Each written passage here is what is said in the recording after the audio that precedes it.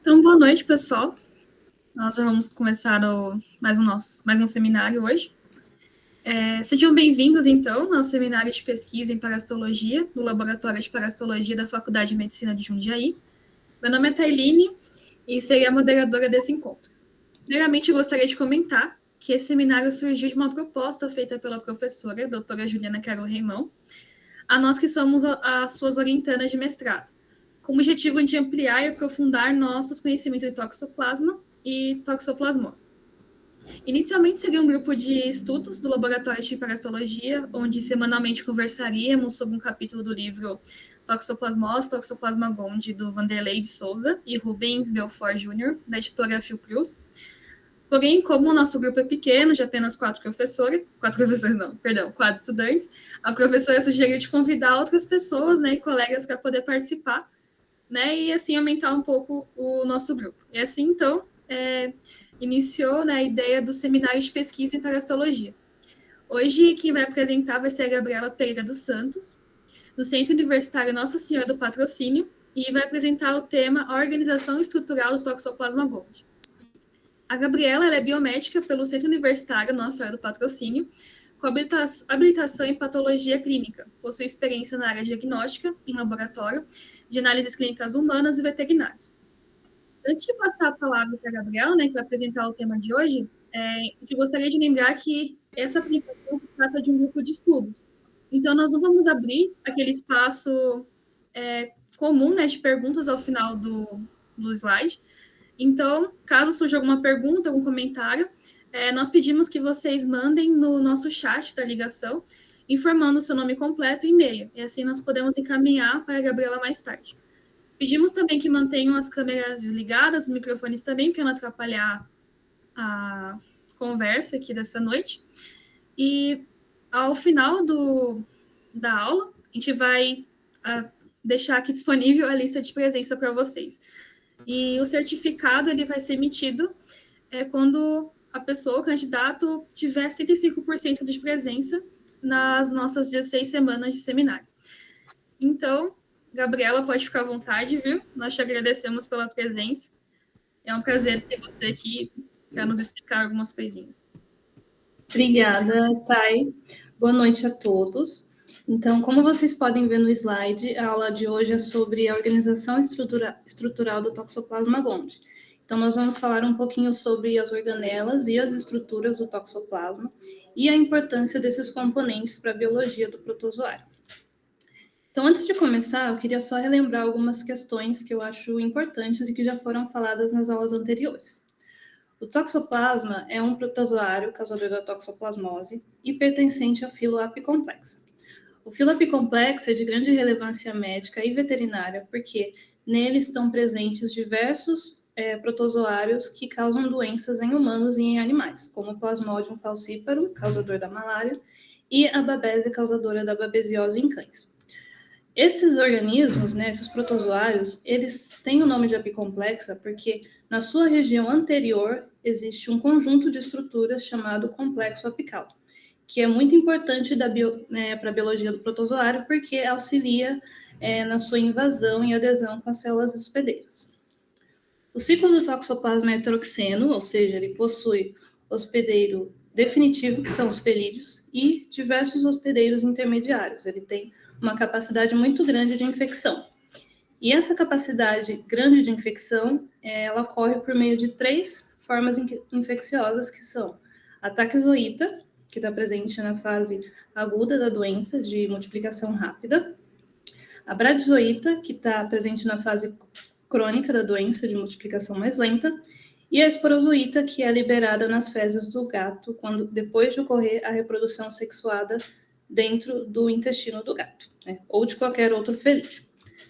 Dentre essas formas evolutivas, a forma taquizoíta é a mais estudada porque ela é onde ocorrem as manifestações clínicas nos pacientes e é a que é mais fácil da gente estudar em laboratório. Então, nós temos mais dados científicos sobre essa forma evolutiva e é sobre ela que eu vou discutir mais nessa aula. Porém, no final da aula, eu vou comentar também algumas características das outras formas infecciosas e comparar as diferenças entre as 3 formas. Então, vamos começar pela morfologia. O toxoplasma, como vocês podem ver nessas imagens, ele tem um formato alongado, similar ao de meia-lua. Ele mede 8 micrômetros de comprimento e 2 de largura. A sua região anterior é mais afilada, que é a região que está próxima ao complexo apical. E dentro da célula, é uma célula eucariótica, né? Então, existem diversas organelas que são muito importantes para a sua sobrevivência. Na imagem A, nós temos a representação esquemática de uma taxoíta, de toxoplasma, e na imagem B, nós temos uma microscopia de varredura que demonstra diversas organelas que também é possível da gente observar na imagem A, como, por exemplo, o núcleo, o complexo de Golgi, o apicoplasto, as rópteras, o conoide, e tem uma setinha preta ali indicando um micronema. Nós vamos discutir sobre todas essas organelas aqui na aula de hoje. Então, vamos começar pela película. Eu sempre vou colocar uma imagem que tem aquela representação esquemática do toxoplasma em preto e branco, mas em colorido vai estar só a estrutura que a gente vai discutir no momento, tá? Então, essa película, a película é uma estrutura trimembranar, que é composta pela membrana plasmática, que é essa membrana mais externa, e o complexo membranar interno, que é, como o próprio nome diz, a membrana mais interna. Na película, existe uma pequena invaginação chamada microporo ou polo apical. O microporo, ele atua como citóstoma. Quando o toxoplasma quer ingerir algumas macromoléculas, elas entram pelo microporo. As funções da membrana plasmática, elas já são muito bem conhecidas, né? Então, ela atua na permeabilidade seletiva, controlando o que vai entrar, o que vai sair da célula, na proteção, no reconhecimento e na comunicação celular.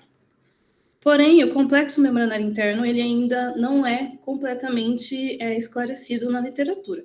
A gente sabe que ele atua auxiliando na motilidade do toxoplasma, porque existem proteínas dentro dele que auxiliam nesse processo, e também na produção de metabólitos, porque foi detectada a presença da enzima glicose 6-fosfatase. A glicose 6-fosfatase é uma enzima que quebra a glicose 6-fosfato, que é uma substância, a forma mais comum da glicose entrar dentro da célula do toxoplasma. Então, é muito importante para a produção desse metabólito. Então, eu fiz aqui uma animação que demonstra como que a glicose 6-fosfatase atua dentro do complexo membranar interno. Imagine que aqui é uma glicose 6-fosfato entrando no complexo membranar interno. Ela vai interagir com a glicose 6-fosfatase, que vai quebrar em 2 moléculas. Uma molécula de glicose e outra molécula de fosfato. E aí essas moléculas vão ser liberadas dentro da célula do toxoplasma. Agora que finalizamos a película, eu vou falar um pouco do complexo apical. O complexo apical é uma região, um conjunto de estruturas na região anterior do toxoplasma, que possui diversas organelas que têm atividade secretória ou atividade citoesquelética. Ela é muito importante porque a atividade secretória das organelas, elas vão auxiliar na adesão do toxoplasma na célula hospedeira. Por isso que quando ele invade uma célula, ele vai invadir por meio dessa região. Eu vou começar com as estruturas do citoesqueleto do toxoplasma. Então, o toxoplasma tem 22 microtúbulos subpeliculares, que são filamentos proteicos que dão a forma arqueada para a célula. Eles são a unidade básica citoesquelética do toxoplasma. São tão importantes que existem outras 2 estruturas, chamadas anéis apicais e anéis polares, que atuam na sustentação e na organização desses microtúbulos. O complexo apical também possui o conoide, que é uma estrutura móvel, composta por fibras de tubulina em espiral. E essas fibras sobem e descem quando o toxoplasma precisa se movimentar para invadir alguma célula. Aqui nós temos 2 imagens de microscopia que demonstram essas estruturas que eu acabei de falar. Então, aqui vocês conseguem ver um polo apical. Aqui dá para ver o relevo que a membrana faz sobre os microtúbulos subpeliculares. E aqui a gente tem mais de perto um zoom, né, que dá para ver a película, que é a estrutura trimembranar, e o polo apical novamente. Nessa segunda imagem, dá para ver o conoide, A gente consegue ver, inclusive, algumas estruturas em espiral e os microtúbulos subpeliculares novamente.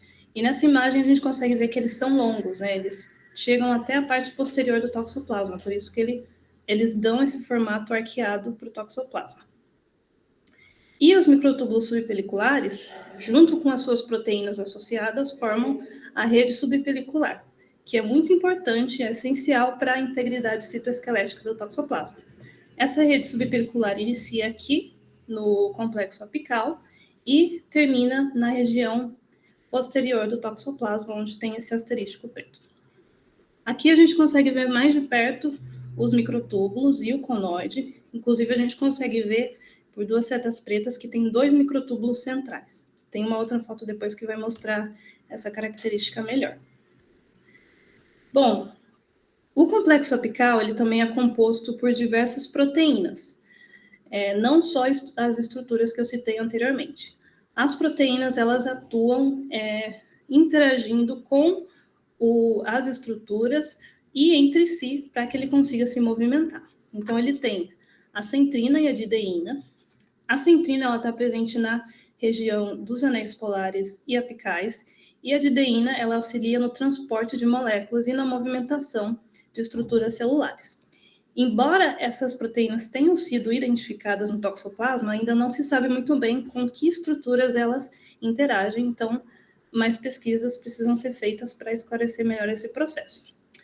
A ICAM 1 e 2 são proteínas de adesão intercelular. Elas estão presentes no conoide e nos microtúbulos. Então, quando o toxoplasma precisa se aderir a alguma célula, essas proteínas auxiliam nesse processo. A actina e a miosina, elas são como o complexo motor do toxoplasma, assim como a actina e a miosina nos nossos músculos, que auxiliam na contração muscular. E elas são tão importantes que as proteínas MTIP, GAP45 e GAP50 têm a função de ancorar e imobilizar essas proteínas, que são o complexo motor do toxoplasma. As adesinas e as aldoases, elas atuam na adesão celular e na produção de energia, respectivamente, tá? Então, aqui vocês conseguem ver nessa imagem do lado, em MSP são os microtúbulos subpeliculares, e inclusive a gente consegue ver 2 deles, que são os centrais, que eu tinha citado na imagem anterior. Em CMI é o complexo membranário interno, que eu citei, que faz parte da película, e aqui é o conoide. Então, aqui do lado a gente consegue ver todas essas proteínas que eu citei, que interagem com essas estruturas para que o toxoplasma consiga se movimentar. Mas como isso acontece, né? O toxoplasma ele se adere na célula hospedeira, depois ele se adere na célula com auxílio das adesinas, e uma dessas adesinas, que é a MIC2, ela vai se ligar ao complexo motor do Toxoplasma gondii, que são a actina e a miosina, formando um complexo chamado glidelsomo. O glidelsomo é um complexo de diversas proteínas que vai se ligar ao complexo membranário interno e as proteínas do complexo membranário interno, possibilitando o deslizamento do toxoplasma. Isso tudo acontece porque o toxoplasma ele não tem estruturas típicas de movimentação. Então, ele não tem flagelo, como as leishmanias, ele não tem pseudópodes, como as amebas, eles não têm ciliados, como algumas bactérias, cílios, como algumas bactérias. Então, ele precisa se deslizar para conseguir se movimentar. É um tipo de deslocamento chamado gliding. E os componentes do citoesqueleto e da película interagem entre si para que o deslizamento ocorra. Então, eu trouxe um vídeo que a mediadora desse grupo, dessa aula de hoje que gravou, a Taine, e nesse vídeo a gente consegue ver como eles se movimentam, mais ou menos. Quando a gente vê no microscópio, a gente nem imagina que todo esse processo acontece, mas acontece. É um processo super complexo. Tão complexo que ele é bastante estudado, inclusive existem artigos que investigam isso, e esse artigo que eu estou demonstrando aqui, ele fez uma microscopia de vídeo em lapso, demonstrando a movimentação do toxoplasma. Então, ele rodopia em ângulos diferentes, de uma forma muito rápida. Ele faz tudo isso para ele conseguir se movimentar e invadir as células. Bom, agora eu vou falar das organelas secretórias do complexo apical. A primeira organela que eu vou falar é o micronema. Na verdade, tem vários micronemas. E as organelas secretórias, em geral, elas secretam substâncias que vão auxiliar na adesão e na infecção do toxoplasma, ou seja, na adesão dele com a célula hospedeira. Então, essas proteínas que essas organelas secretam, elas são sintetizadas no retículo endoplasmático e glicolizadas no complexo de Golgi, que são outras organelas que eu vou citar para vocês. Até o momento, 11 proteínas dos micronemas foram identificadas, e elas são denominadas de MIC1 até MIC11. A liberação dessas proteínas é mediada por cálcio e ocorre nos momentos iniciais que o toxoplasma interage com a célula hospedeira. E essas proteínas micronemais, elas têm a função de auxiliar nas interações celulares, no gliding, na adesão à superfície da célula hospedeira e na formação da junção móvel, que é aquele processo em que é formado o vacúolo parasitófilo e ele consegue invadir a célula. As rópteras, elas são outras organelas secretórias que também secretam proteínas que são sintetizadas no retículo endoplasmático e glicolizadas no complexo de Golgi. Pelo menos 29 proteínas estão localizadas nas rópteras. 24 delas estão localizadas na região basal, que nós denominamos elas de HOPS, e 5 delas são no pescoço, e nós chamamos elas de ROMs. As rópteras, elas secretam proteínas de forma sequencial com a secreção de proteínas dos micronemas, e durante a fase também inicial da invasão da célula hospedeira. Então, existe uma sequência. Primeiro é secretada a HOP1, HOP2, HOP3, HOP4, depois a HOP18, e assim vai, até que depois começam a ser secretadas as proteínas dos grânulos densos. Os grânulos densos são organelas secretórias que não estão presentes no complexo apical. Eles estão presentes no decorrer do citoplasma, toxoplasma gondii. E, diferente das organelas secretórias que eu citei anteriormente, os grânulos densos secretam substâncias depois que o toxoplasma já invadiu a célula hospedeira e já está no vacúolo parasitófilo. Então, as proteínas dos grânulos densos são responsáveis por atuar na manutenção do vacúolo para auxiliar na sobrevivência dentro do toxoplasma no vacúolo parasitófilo.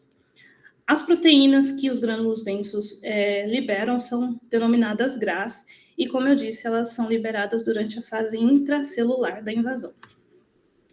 Nessa imagem, nós conseguimos observar essas organelas que eu acabei de falar. Então, aqui nós temos as rópteras, aqui tem a região do pescoço, embaixo é a região do bulbo. Aqui tem um grânulo denso, tem um outro ali embaixo também, e aqui nós conseguimos ver vários micronemas perto do conoide. Bom, agora eu vou falar do retículo endoplasmático. O retículo endoplasmático, ele tem a função de sintetizar, compartimentar e transportar metabólitos como proteínas e lipídios. Ele está localizado na região perinuclear e se ramifica até próximo da película. É essa estrutura amarela que está na imagem. O complexo de Golgi é outra organela que está próximo do retículo endoplasmático e eles estão próximos porque eles trabalham juntos, porque o complexo de Golgi ele atua no processamento e na manutenção e no transporte desses metabólitos. Ou seja, os dois formam uma rede endomembranar, porque o retículo endoplasmático, imagine que esses são os metabólitos que o retículo endoplasmático produz, ele transporta para o complexo de Golgi e depois o complexo de Golgi vai liberar esses metabólitos para onde eles precisam fazer as suas funcionalidades. Inclusive, alguns desses metabólitos são as próprias proteínas que são secretadas pelas rópteras, pelos micronemas e pelos grânulos densos. Agora eu vou falar um pouco da mitocôndria. A mitocôndria, nas nossas células, pelo menos, existem mais de uma mitocôndria. No Toxoplasma gondii só existe uma mitocôndria que é longa e ramificada. Então, os pesquisadores eles questionavam, né, se essa mitocôndria realmente é funcional. Então, eles fizeram testes para descobrir se ela realmente está ativa, né? Então, eles descobriram que inibidores mitocondriais clássicos reduzem o consumo de oxigênio em taquizoítas, porque a mitocôndria ela atua na respiração celular. Então, essa é uma evidência de que provavelmente a mitocôndria está ativa. E experimentos com rodamina 1,2,3 também evidenciam a atividade mitocondrial. A rodamina 1,2,3 é um corante fluorescente que é sensível à atividade mitocondrial, por isso que eles conseguiram identificar isso. Apesar da mitocôndria ser ativa, a glicólise é a principal via de produção de energia. Porém, as funções mitocondriais ainda são importantes. Ela atua na fosforilação oxidativa, na síntese de sulfato de ferro, na biossíntese de heme e de pirimidina. O genoma mitocondrial é um dos menores descritos, ele tem 6 kb, e os genes mitocondriais codificam diversas proteínas que estão envolvidas na fosforilação oxidativa, que é a função da mitocôndria, né, que é da respiração celular, energia para a célula. Mas os genes mitocondriais ainda são elusivos, porque geralmente eles são transferidos para o núcleo. Ainda não se sabe muito bem por que e como isso acontece, e alguns pesquisadores ainda estão tentando descobrir. O apicoplasto é outra organela do toxoplasma, que o toxoplasma adquiriu por meio de endossimbiose secundária. Então, o que é isso? Uma célula, há muitos anos atrás, englobou uma cianobactéria. E aí elas começaram a viver em harmonia lá. Depois, uma outra célula, um ancestral do toxoplasma, englobou essa célula dentro dela. E aí essa célula ela acabou se tornando o apicoplasto. Por isso que o apicoplasto ele tem 4 membranas. A membrana interna é a da cianobactéria. As 2 membranas, depois da membrana mais interna, é da célula que foi englobada. E a membrana mais externa é do vacúolo parasitóforo, que se formou quando esse ancestral do toxoplasma ingeriu essa célula, né? Por isso que ela tem, inclusive, um genoma próprio. E esse genoma próprio ele foi detectado pelos experimentos, né? Eles descobriram essa organela porque eles detectaram um genoma que não era proveniente do núcleo e nem da mitocôndria. Então, eles, depois de analisar o genoma, perceberam que é um genoma semelhante ao de cianobactérias e descobriram o apicoplasto. Embora o apicoplasto seja presente de organismos fotossintéticos, seja proveniente de organismos fotossintéticos, ele não faz fotossíntese porque o toxoplasma perdeu todos os seus genes de fotossíntese. Porém, ele realiza outras funções que são importantes para o metabolismo do toxoplasma, como a síntese de DNA, proteínas, ácidos graxos e isoprenoides. O genoma do apicoplasto é circular, de 35 kb, semelhante ao de organismos procariotos, porque ele veio de uma cianobactéria, que são organismos procariotos. E a maioria das proteínas do apicoplasto não são codificadas pelo próprio apicoplasto, são codificadas no núcleo e depois são importadas no apicoplasto. Isso, inclusive, é uma lacuna também do protozoário, porque as proteínas são codificadas no núcleo, provavelmente depois passam pelo retículo endoplasmático, pelo complexo de Golgi, ou seja, naquela rede endomembranar que eu citei anteriormente, e depois são importadas para o apicoplasto. Mas ainda não se sabe muito bem como todo esse processo ocorre e se ele de fato ocorre. Bom, agora eu vou falar um pouquinho dos acidocalcissomos. Eles são essas estruturas em laranja que estão nas imagens. Então, como vocês podem ver, são cerca de 10 organelas citoplasmáticas que são ricas em fósforo, oxigênio, sódio, magnésio e zinco. E os acidocalcissomos, eles possuem enzimas nas membranas que atuam no influxo de substância. Então, no influxo de substância ácidas ou de cálcio, porque ele atua na manutenção do pH da célula, do toxoplasma, e no armazenamento de diversos íons. E, consequentemente, ele também atua na sinalização celular, porque alguns processos do toxoplasma precisam de cálcio. Então, quando é necessário, os acidocalcissomos, eles liberam cálcio para o toxoplasma conseguir realizar os seus processos. Os corpos lipídicos são essas estruturas que são produzidas normalmente no metabolismo do toxoplasma, e depois elas são armazenadas para uso posterior. Então, elas são uma reserva energética que é importante especialmente para as formas latentes do toxoplasma, que são bradizoíta e esporozoíta.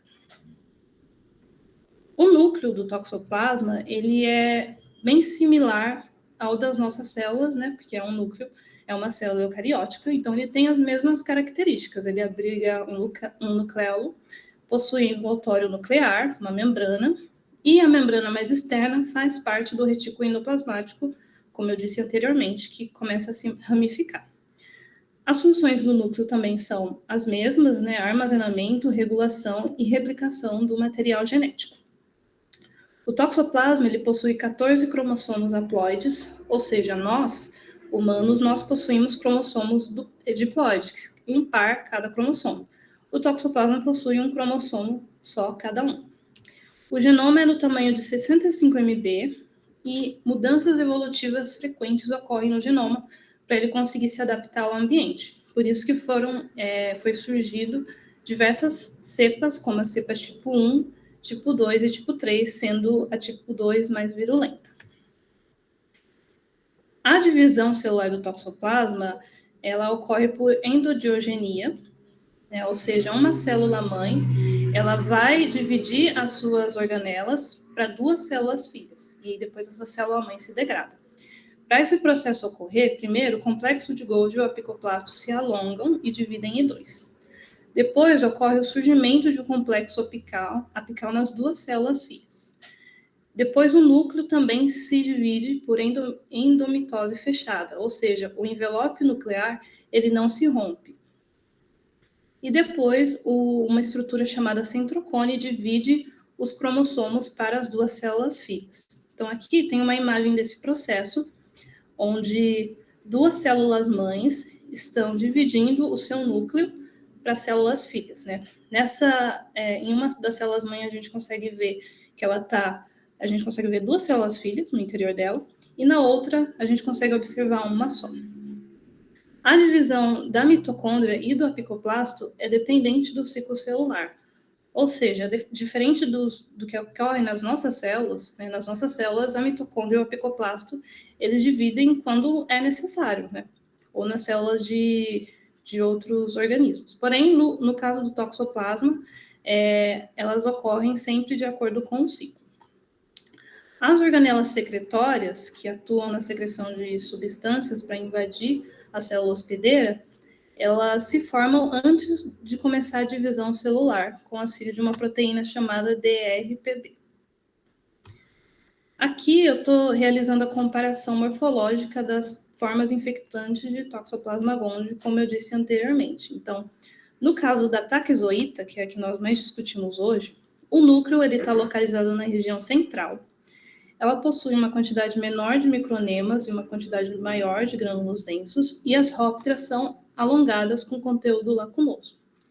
Além disso, elas possuem uma baixa quantidade de grânulos de amilopectina, que são substâncias que são associadas com amido, que é metabólitos importantes para a sobrevivência do toxoplasma. A esporozoíta possui um núcleo na região mais basal, com uma maior quantidade de micronemas e uma menor quantidade de grânulos densos e rópteras alongadas com conteúdo mais lacunoso novamente. Só que os grânulos densos eles estão presentes em alta quantidade. Na bradizoíta, o núcleo também está na região basal, tem uma grande quantidade de micronemas e grânulos densos, só que as rópteras são mais largas com conteúdo mais compacto. E elas também possuem uma alta quantidade de grânulos de amilopectina. Tudo isso sugere que as formas que são latentes, né, a esporozoíta e a bradizoíta, possuem uma maior quantidade de reserva energética, porque a forma taxoíta, ela sempre está ali parasitando o organismo, e as outras estão na fase crônica da doença, e no caso do esporozoíta, ele é liberado nas fezes do gato até conseguir infectar um hospedeiro. Então, todos essas informações demonstraram que as técnicas de microscopia eletrônica e óptica são essenciais para o conhecimento da estrutura do toxoplasma. Porém, ainda existem algumas lacunas existentes, né? Como, por exemplo, a localização precisa da rede subpelicular, que é composta pelos microtúbulos subpeliculares e as suas proteínas associadas, a dinâmica da secreção dos micronemas, ou seja, a sequência que ocorre essa secreção das proteínas micronemais no momento de invasão do toxoplasma na célula hospedeira. Possíveis interações entre o núcleo, o retículo endoplasmático e o apicoplasto, porque, como eu disse, o apicoplasto não produz as suas próprias proteínas, então o núcleo ele codifica e depois ele transporta para outras organelas, como o retículo endoplasmático e complexo de Golgi, e depois para o apicoplasto. Essas informações ainda precisam ser melhor esclarecidas. O modo como os grânulos densos auxiliam nos vacúolos parasitófilos, né, o que exatamente eles secretam que permita que o toxoplasma sobreviva dentro do vacúolo, que é dentro da célula, e entre outros aspectos, ainda precisam ser melhor investigados para que a gente conheça melhor como ocorre a biologia do toxoplasma. Aqui são algumas referências que eu utilizei, além do livro base, né? E é isso, pessoal. Muito obrigada pela presença de vocês.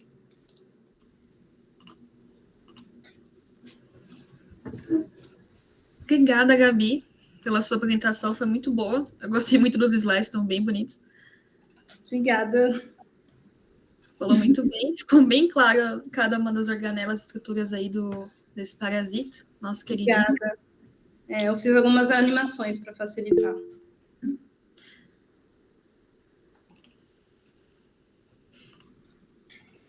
Obrigada a todos pela participação. Como a gente comentou no início da chamada, nós não vamos abrir espaço para perguntas, mas caso alguém tenha alguma dúvida, algum comentário sobre o que ela falou, vocês podem enviar aqui, né, no chat o nome completo de vocês, o e-mail e a mensagem, a gente encaminha para ela depois. Então é isso, pessoal, chegou ao fim da nossa apresentação. Muito obrigada por cada um de vocês. Obrigada. E semana que vem, na quarta-feira também, né? Fiquem ligados aí no Instagram do laboratório. E nós vamos ter mais uma apresentação com a Gabi, com outro tema, que são os aspectos bioquímicos do Toxoplasma Gondii. É isso. Boa noite, viu? Boa semana a todos. Boa noite, até semana que vem.